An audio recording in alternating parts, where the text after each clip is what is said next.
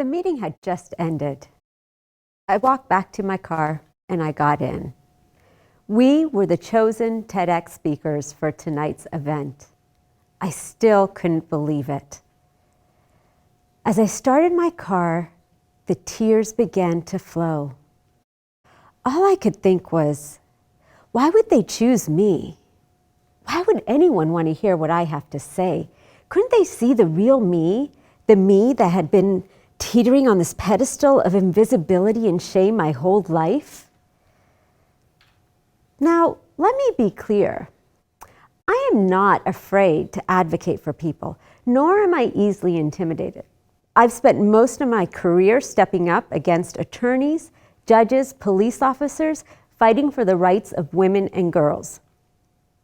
I recognize the privileges I hold in this community as a leader. Those privileges require that I advocate for those that have not been invited to or don't have access to the tables that I have worked so hard to gain access to. When I'm advocating, I'm confident. I know my voice counts, or at least I know how to make my voice count. But when I have to highlight myself, my chest tightens, I feel like I can't breathe, and I just want to disappear. TEDx was going to challenge all of this. On this stage, there was going to be nowhere to hide, no place for invisibility, and no way to hide the truth. This need for invisibility can start at a really young age, as I was reminded recently with an experience with my son. I was sitting at my desk when my 12-year-old son walked into my office. He started to tell me about this new game he had been playing. I was only half listening, not knowing much about the gaming world. Then he started to tell me about this new skin he won. Now, I do know that skins are important in the gaming world, so I said, "Great job." Still only half listening, focused on my computer. Then I heard his tone change. "Mom, did I tell you about the time this 8th grader called me Black Jesus?" I paused, still looking at my screen. "No, you didn't. When did that happen?" "In 6th grade, before COVID. Life has become BC before COVID and AC after COVID." I slowly turned and looked at this beautiful Indian boy with long black curly hair, and I took a deep breath.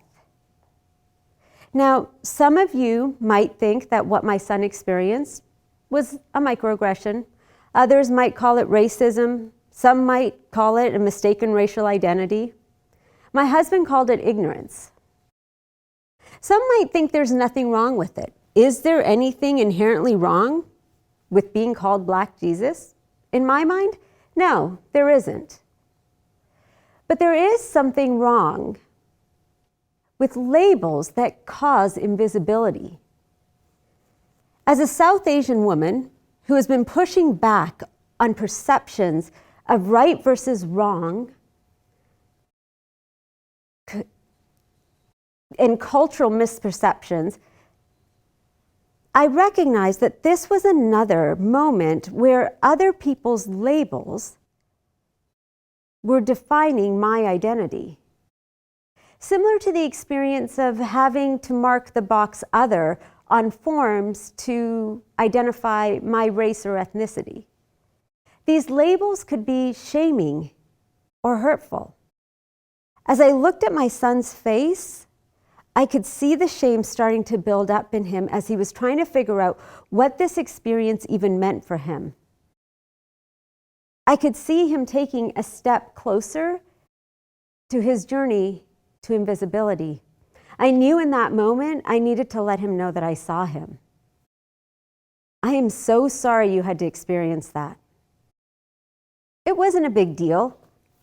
Kevin and I just walked away and talked about how stupid eighth graders are. But it was a big deal. I could tell it was a big deal.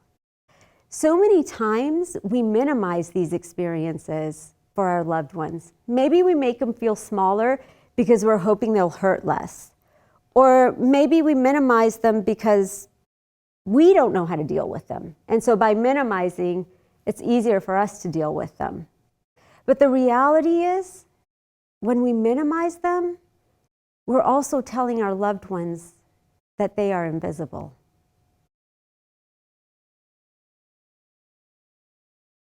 You might be wondering how I know about all of this.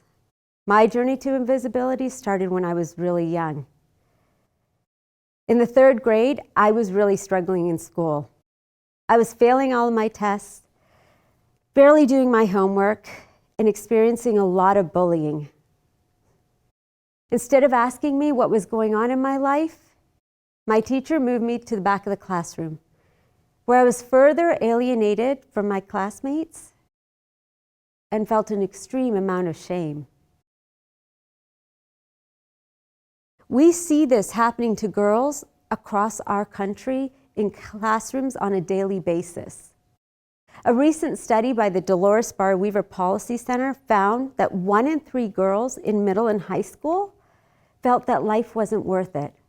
1 in 10 shared that they had nobody to ask for help.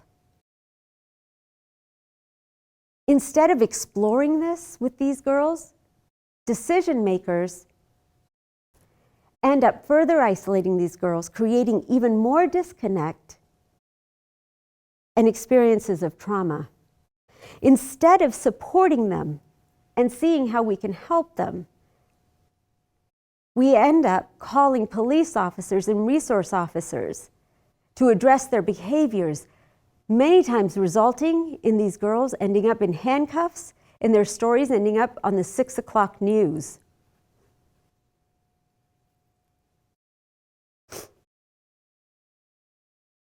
These girls want to be heard.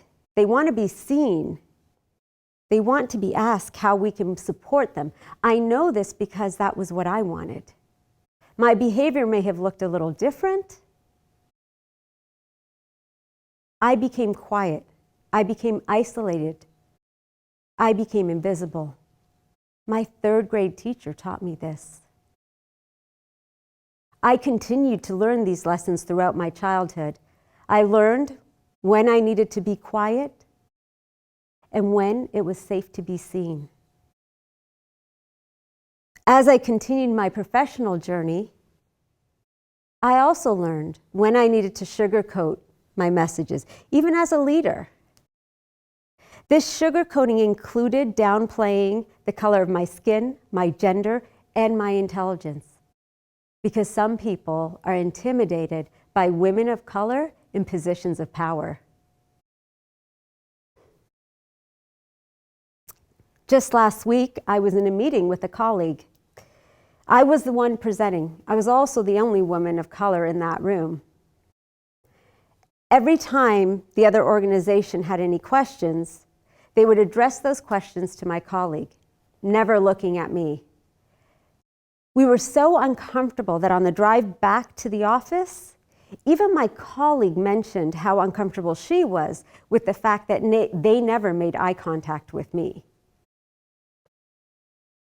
On the other hand, I've also had amazing moments where not only colleagues but strangers have stepped up to make an inclusive environment where I felt seen and included, acknowledging my presence, including the experience with my colleague where she was able to say what was happening in that room and acknowledge what had happened in that room. That made me feel seen, it made me feel valued, and it allowed me to breathe. I'm also not above making mistakes. I'm still learning on my journey of inclusion. A little while ago, one of my teammates shared that we needed to include our pronouns in our signature line. Not knowing enough about this, I started to do my own research, but I also invited my teammate to send me information. They sent me a TED Talk. As I was watching this TED Talk, what I realized was that I was doing to my teammates what happened to my son and me. I was creating a culture of invisibility. As soon as I realized this, I knew I had to do something about it. I had to create change. Change is the responsibility of those of us that have privilege and power in the communities and spaces that we exist in. So that night, driving home from the TEDx meeting with tears flowing down my face, I called my friend. I said to her, I wanted to quit. I didn't want to be on this stage. She asked me why. I told her I'd spent my whole life being invisible because it was easier and safer. She paused, and then she said, how are you going to change the world if you keep disappearing? How are you going to advocate for others if you can't advocate for yourself? How are you going to make the world different for your son if you stay invisible? I didn't have an answer. She was right. This talk isn't about me. It's not even about my son. It's about the lived experiences each of us experience that cause invisibility because of our differences. You will always see me as different, and you may see my son walking down the street and think he looks like Black Jesus. But the reality is, until you make space for us in your world will stay small and incomplete. Until we stop fearing what feels different to us, we are going to continue to create cultures of shame and invisibility.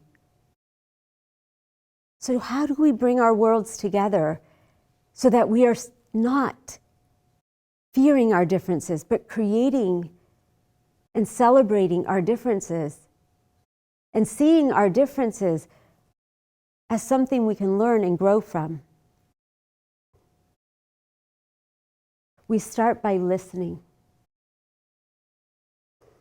We listen so that when our behaviors and actions and words shame our peers, we hold ourselves accountable.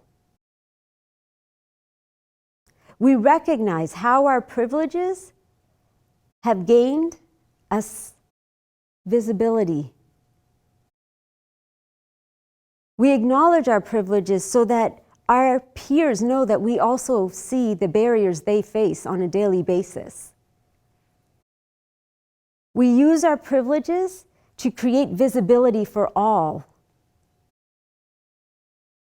We acknowledge our fears, and we acknowledge that my son is not growing up in the same world as yours. Because until we acknowledge all of this, nothing is going to change.